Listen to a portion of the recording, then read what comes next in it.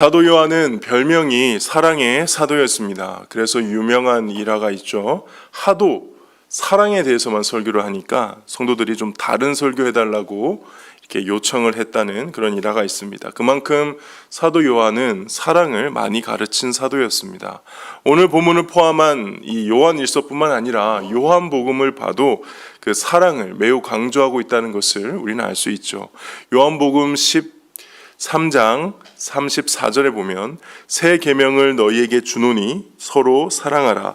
내가 너희를 사랑한 것 같이 너희도 서로 사랑하라. 이 말씀은 이 네 복음서 중에 요한복음에만 있는 말씀입니다. 오늘 본문도 마찬가지입니다. 특히 오늘 본문에서도 사랑이라는 단어가 굉장히 많이 나온다는 것을 보시면서 알 수 있을 것입니다. 모든 절에 사랑이라는 단어가 들어가 있고 사랑에 대해서 특별히 강력한 도전을 우리에게 주는 본문이 바로 오늘 본문입니다. 특히 20절이 그런데요. 20절 제가 읽겠습니다. 누구든지 하나님을 사랑하노라 하고 그 형제를 미워하면 이는 거짓말하는 자니 보는 바 그 형제를 사랑하지 아니하는 자는 보지 못하는 바 하나님을 사랑할 수 없느니라. 저는 아직도 기억이 납니다. 제가 고등부 때 그때 고등부 부회장을 했던 황명중이라는 친구가 이 본문 가지고 저희에게 말씀 나눔을 했던 게 기억납니다. 이름까지 기억나죠. 어차피 모르실 테니까 그냥 공개했습니다. 왜냐하면 이 본문을 자기가 묵상을 하다가 충격을 받았다고 하면서 자신은 하나님을 사랑하는 사람인 줄 알았는데 이 본문 보니까 자기는 아니라면서 그 자리에서 공개적으로 회개를 했거든요. 그러면서 자신이 미워했던 그 친구의 이름을 부르며 그 친구한테 다가가서 미안하다고 용서를 구하는 장면이 아직도 생생하게 기억이 납니다. 정말 감동적이었으면서도 놀랐어요. 나도 그런 말씀이 성경에 있었나 하면서 저도 놀라서 성경을 찾아봤던 본문이 바로 오늘 이 본문이었습니다. 무엇을 말씀하고 있습니까? 하나님을 사랑한다라고 하는 사람은 누구를 사랑해야 돼요? 형제를 사랑해야 된다는 겁니다. 이웃을 사랑해야 된다는 겁니다. 근데 이거를 반대로 얘기한다는 말입니다. 만약에 형제를 사랑하지 않는다면, 이웃을 사랑하지 않는다면 그 사람은 하나님을 사랑하지 않는 거다라고 하는 겁니다. 진짜 하나님을 사랑하는 사람이라면 반드시 내 형제와 이웃을 사랑해야 된다. 그렇지 않으면 너 거짓말쟁이다 라고 얘기하는 이 본문 믿으십니까? 네, 아멘이라고 해주셔서 감사합니다. 근데 믿기는 하실 거예요. 그러나 불편하지 않으십니까? 이 가르침이? 저는 좀 불편하거든요. 저는 하나님을 사랑하는 것과 형제를 사랑하는 것이 아주 잘 분리되어 있습니다. 여러분들 안 그러십니까? 하나님은 사랑해요. 여러분들 하나님 사랑하시죠? 저 하나님 안 사랑하는데 하시는 분 여기 있을 리가 없죠? 하나님 사랑합니다. 그런데 하나님과 사랑하는 것을 별개로 사랑하지 못하는 사람이 있으십니까? 없습니까? 있다는 거죠. 저는 있습니다. 저는 하나님을 정말 사랑하지만 사랑하지 못하는 사람이 있기 때문에 오늘 말씀에 의하면 저는 어떤 사람입니까? 거짓말하는 사람이고 하나님을 사랑하지 않는 사람이라는 겁니다. 이게 불편해요? 안 불편해요? 저는 불편해요. 여러분들은 어떠십니까? 왜 하나님의 사랑과 하나님을 향한 사랑과 그걸 형제 사랑을 동등하게 연결을 하냐는 겁니다. 하나님도 사랑하고 이웃도 사랑해라. 그래서 하나님 열심히 사랑하는데 이웃은 좀 사랑하다 보니까 좀 실패할 때도 있고 이런 게 아니라 이웃 사랑 안 해? 그럼 너는 하나님 사랑하는 거 아니야? 라고 얘기하는 이 본문이 여러분들 이 본문을 보시면서 나는 정말 하나님을 사랑할 수 있는 사람이 될 수 있을까? 이런 의문이 드시지 않냐는 겁니다. 저는 자신이 없습니다. 만약에 이 본문 그대로 한다면 저는 하나님을 사랑할 수 있다라고는 하지만 하나님을 온전히 사랑할 수 있을까? 사람들, 내 주변에 있는 이웃들을 사랑할 수 있을까? 저는 이 본문이 참 그런 면에서 힘들다는 것이죠. 그래서 이 본문을 읽을 때마다 불편할 수도 있었는데 사실 이 요한일서를 어떠한 목적을 갖고 사도 요한이 썼는지를 염두에 둔다면은 이 본문의 의미가 좀 정확하게 와닿을 수 있다는 것을 좀 생각해 볼 필요가 있습니다.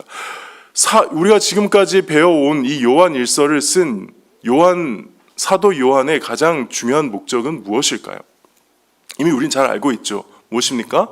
교회 안에 침투해 들어온 잘못된 가르침으로부터 성도들을 지키고자 하는데 그 목적을 가지고 이 요한일서를 썼다는 겁니다.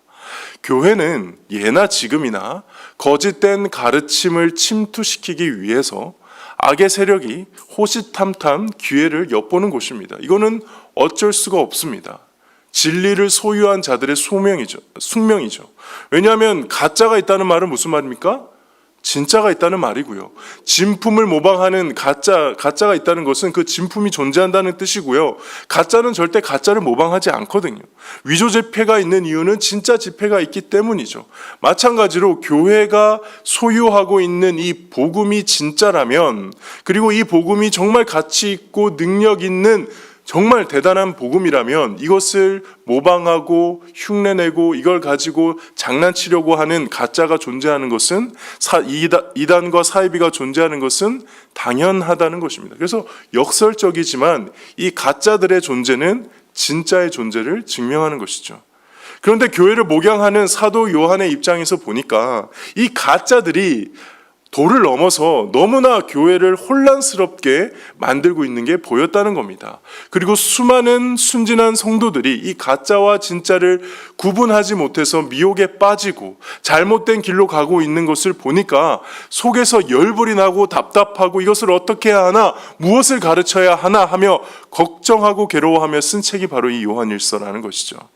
그러므로 요한일서의 목적은 사실 사랑이 아니고 보호였습니다. 거짓 선지자들로부터 성도들을 보호하는 것, 거짓 선지자들을 분별하는 것. 오늘 본문은 아니지만 요한일서 4장 1절에 보면은 사랑하는 자들아, 영들을 다 믿지 말고 오직 영들이 하나님께 속하였나 뭐하라? 분별하라. 많은 거짓 선지자가 세상에 나왔습니다. 이게 지금 사도 요한이 이 요한일서를 쓰면서 정말 간절하게 말하고 싶은 본심이라는 겁니다. 그 관점에서 오늘 이 사도 요한이 가르쳐주는 이 사랑에 대한 메시지는 우리가 생각하는 그 메시지와는 다른 것이죠. 우리는 하나님을 사랑하려면 내가 싫어하는 그 사람도 사랑해야 되는구나, 부담감 가지고 억지로 막 사랑해야 되나 하며 이 본문을 힘들게 보고 있지만 애초 그런 의도로 사랑을 얘기한 게 아니라는 겁니다. 오히려 우리에게 무엇을 가르쳐 주느냐? 거짓된 가르침을 우리에게 누군가가 전해주고 있다면 그 가르침이 진짜인지 아닌지를 분별하게 해주는 기준으로서의 사랑을 우리에게 가르쳐 주는 겁니다. 다시 한번 20절 보실까요? 20절에 보시면 누구든지 하나님을 사랑하노라 하고 그 형제를 미워하면 이는 거짓말하는 자니. 어떤 사람이 가르침을 전합니다. 하나님에 대한 사랑을 강조합니다. 마치 자신이 정말 하나님을 사랑하는 존재인 것처럼 보여줍니다. 그래서 하나님을 알아가기 위해서는 이렇게 해야 한다, 하나님을 섬기려면 이렇게 해야 한다며 열정적으로 가르치고 전파하고 있습니다. 그런데 그 사람의 삶을 보니까 형제를 사랑하지 않아요. 형제들에게 함부로 해요. 형제들을 차별해요. 이해하고 양보하고 용납하고 용서하는 게 아니라 편가르고 무시하고 깔보고 그런 미워하는 행위를 한다는 겁니다. 이 사람은 어떤 사람이라는 거예요? 거짓말하는 자니 한마디로 거짓 선지자라는 겁니다. 보는 바 그 형제를 사랑하지 아니하는 자는 보지 못하는 바 하나님을 사랑할 수 없느니라. 그가 하나님을 사랑해야 한다라며 주장했던 모든 것들이 거짓이었다는 게 그 사람의 사랑하지 않는 행위를 통해서 증명이 된다는 겁니다. 많은 이단들을 보십시오. 그 누구보다도 본인들이 하나님에 대한 사랑이 얼마나 큰지를 강조합니다. 자신들만이 하나님을 제대로 섬긴다고 주장하죠. 그러면서 관계는 다 파괴시켜요. 편을 가르고 쟤랑 가까이 하지 마라, 저거 다 가짜다, 저거는 죽은 영들이 있는 곳이다, 이런 식으로 자신들만의 우월감, 교만함. 그래서 기성교회 무시하는 게 기본이죠. 그리고 그게 대단한 영적인 자신이라고 생각을 합니다. 근데 오늘 본문은 그걸 지적하는 겁니다. 하나님을 섬기는 것에 대해서, 하나님을 사랑하는 것에 대해서 그 누구보다도 강조하면서 정작 가장 중요하고 기본적인 형제 사랑과 이웃 사랑을 그것보다 아래로 취급하며 하지 않는 그런 모습들, 그거 다 거짓말하는 자다라고 분명하게 말하고 있는 것이죠. 사도 요한은 그래서 이 본문을 통해 강조하는 것은 거짓 선지자들의 사역이 어떤 모순점을 가지고 있는지를 날카롭게 지적하고 있습니다. 그리고 그 근거는 무엇입니까? 어떻게 사도 요한은 그것들을 단호하게 거짓말하는 자라고 말할 수 있습니까? 21절 보시면은 우리가 이 계명을 주께 받았나니 하나님을 사랑하는 자는 또한 그 형제를 사랑할지니라. 우리에게는 무엇이 있습니까? 주께 받은 계명이 있습니다. 주께 받은 말씀이 있습니다. 이미 우리에게는 더 큰 권위, 그 어떤 거짓 선지자들이 우리의 귀를 현란하게 속인다 할지라도 그것을 분별하고 판별할 수 있는 더 큰 권위가 있으니 그게 바로 무엇이냐는 것입니다. 무엇이냐는 것입니까? 주님이 우리에게 주신 말씀이라는 겁니다. 그 말씀에 비추어 보았을 때 저게 거짓이다라는 것을 분명히 알 수 있는 것이죠. 이미 예수님께서 말씀하셨습니다. 요한복음 14장 15절 너희가 나를 사랑하면 나의 계명을 지키리라. 요한복음 15장 12절 내 계명은 곧 내가 너희를 사랑한 것 같이 너희도 서로 사랑하라 하는 이것이니라. 하나님을 사랑하는 것, 예수님을 사랑하는 것 다름 아닌 하나님의 말씀에 순종하고 계명에 순종하고 그것은 또한 다름 아닌 형제 자매끼리 이웃끼리 서로 사랑하는 것이다. 이 모든 것을 판별할 수 있는 기준은 바로 이 주님이 우리에게 직접 주신 계명 그 말씀에 있다는 것입니다. 결국 거짓 선지자는 무엇으로 판별하는 거예요? 말씀으로 판별하는 거예요.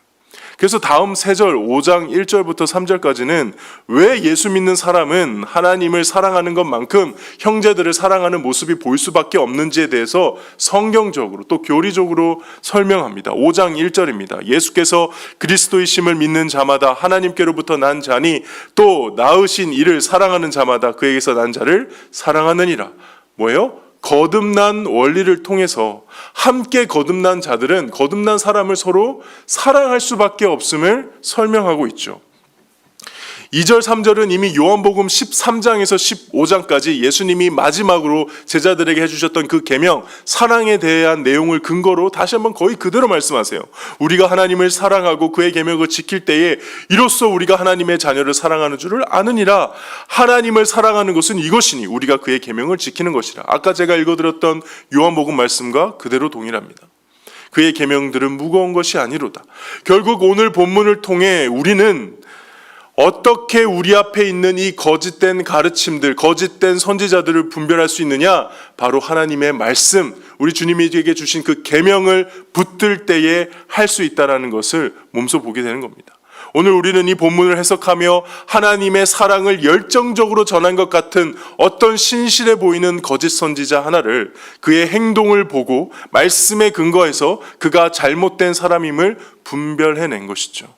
그래서 사실 오늘 본문의 주제는 사랑이 아니고 거짓 선지자를 분별해내는 말씀이 오늘 본문의 진짜 주제인 것입니다. 우리가 이 계명을 주께 받았나니. 사랑하는 성도 여러분, 우리 역시 주님께 받은 말씀이 있는 줄 믿습니다. 왜 시대가 악해질수록 우리는 말씀을 더 가까이 하고 반복적으로 공부하고 묵상해야 하는 것일까요? 왜 우리는 이미 잘 알고 있다고 생각되는 성경을 끊임없이 배우고 익히고 가까이 해야 하는 것일까요? 오늘 이 본문에서 거짓 선지자들을 말씀으로 걸러냈듯이 우리 삶에 현재 존재하는 수많은 거짓 선지자들의 그 메시지들을 걸러낼 수 있기 위함입니다. 그렇게 하지 않으면 주님 오시는 그날까지 우리 제대로 살 수가 없습니다. 이단뿐만 아니라 이 시대에는 적 그리스도적 메시지가 홍수처럼 우리에게 쏟아지고 있습니다. 그냥 TV만 틀면 나오고요. 인터넷 찍으면 나오고 핸드폰 열면 나오는 게 반기독교 메시지입니다. 너무 교묘하게 교활하게 저와 여러분들의 정신세계, 영적 세계에 침투해 들어오고 있습니다. 그러면 기억하시길 바랍니다. 우리가 이 계명을 주께 받았나니 우리가 그것들을 말씀으로 이겨내야 될 줄 믿습니다. 말씀 붙들면 살아낼 수 있습니다. 여러분들 성파 나오시길 바랍니다. 성경 파노라마 큐티 다시 시작하시길 바랍니다. 성경 통독, 셀 모임 좋습니다. 뭐든 좋으니 다시 말씀 앞으로 나오시길 바랍니다. 오늘 우리가 매 순간 이 말씀으로 세상을 바라보며 우리에게 침투되어지는 잘못된 메시지들, 거짓된 메시지들을 온전히 분별할 수 있도록 더욱 주님의 말씀을 사모하고 말씀과 가까이 하는 저와 여러분 될 수 있기를 주님의 이름으로 축복합니다.